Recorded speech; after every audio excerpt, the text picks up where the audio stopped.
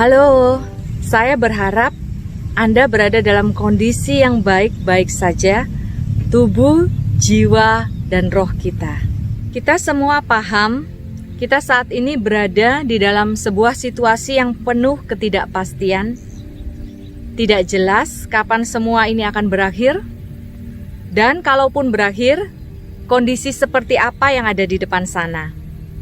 Alkitab dan firman Tuhan merupakan satu-satunya panduan, buku panduan di dalam kehidupan kita. Karena dialah sang pencipta. Dia tahu persis bagaimana kita sebagai manusia bisa maksimal, bagaimana kita harus bersikap, bagaimana kita harus bertindak, bahkan melewati saat-saat yang sulit sekalipun. Di kesempatan ini, saya ingin sharing 2 prinsip yang kita ambil dari firman Tuhan. Yang pertama, ada di Matius pasal 11 ayat 28-30. Firman Tuhan berkata, "Marilah kepadaku, kamu semua yang letih lesu dan berbeban berat. Aku akan memberikan kelegaan kepadamu. Come to me." Tidak ada satu orang pun di dalam kehidupan ini yang dapat membuat statement semacam itu. Karena tidak ada satu orang pun yang sanggup memberikan kelegaan, meringankan beban semua orang yang datang kepadanya, selain Tuhan Yesus Kristus. Di dalam terjemahan dikatakan, "Are you tired? Worn out? Burn out? Kamu kelelahan dengan beban itu? Come to me, marilah kepadaku. Get away with me."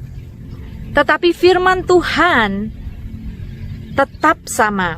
Tuhan berkata, "Are you tired? Kamu capek? Kamu kelelahan? Get away with me. Mari bersamaku. And you will recover your life." Engkau akan memulihkan kembali hidupmu.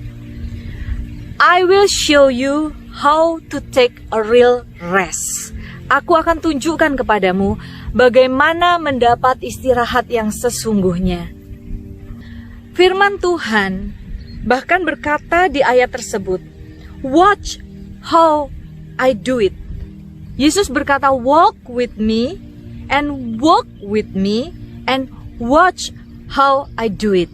Berjalanlah bersamaku, bekerjalah bersamaku. Perhatikan, watch, bagaimana cara aku mengatasi hal-hal tersebut. Yesus berkata di Matius 6 ayat ke-34, "Janganlah kita khawatir akan hari besok, karena hari besok mempunyai kesusahannya sendiri. Kesusahan sehari cukuplah untuk sehari." Siapakah di antara kamu yang karena kekhawatirannya dapat menambahkan sehasta saja pada jalan hidupnya? Tuhan mengajarkan kepada kita agar kita tidak hidup dikuasai oleh kekhawatiran di tengah masa-masa ini. Saudara dan saya bisa yakin guncangan yang kita alami hari ini tidak untuk menghancurkan kita. Kalau saudara dan saya masih bisa bernafas hari ini, itu adalah suatu kepastian bahwa Tuhan belum selesai dengan kita. Tuhan masih akan bekerja di dalam diri kita, dan Tuhan akan bekerja juga melalui diri kita. Sesungguhnya kesulitan dan guncangan-guncangan yang kita alami hari-hari ini bisa membawa kita kepada suatu level tingkatan yang baru.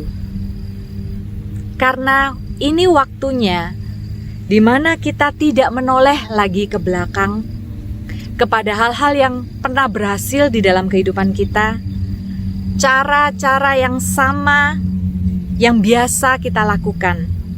Ini saatnya kita terbuka terhadap kemungkinan baru yang Tuhan sediakan di depan kita. Cara-cara baru yang akan berhasil di dalam kehidupan kita. Memang di masa-masa kesulitan ini, kreativitaslah yang akan menolong kita untuk kita bisa melalui banyak hal tersebut. Dan imanlah yang akan terus membuat kita memiliki pengharapan bahwa sesuatu yang baik sedang menunggu kita di depan. Saya akan mengutip satu artikel di mana ditulis, ada beberapa faktor yang dapat mempengaruhi toleransi rasa sakit seseorang.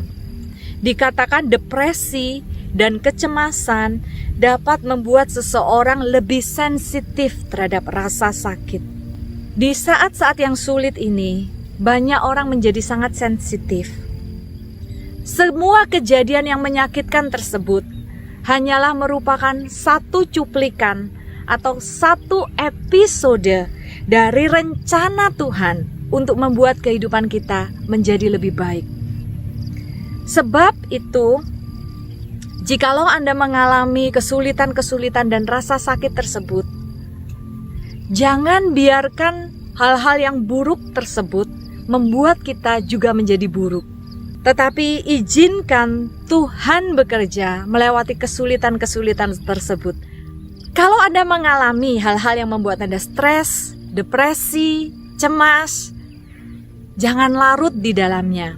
Justru ini saatnya Anda berkata atau Anda bersikap, drop it, leave it, let it go. Jatuhkan hal tersebut, tinggalkan hal tersebut, biarkan hal tersebut berlalu. Dengan iman, kita pegang firman Tuhan tadi. Kesusahan sehari cukuplah untuk sehari. Tuhan Yesus kiranya memberkati saudara, menambahkan pengertian saudara di dalam kebenaran firman Tuhan ini. Tuhan Yesus memberkati.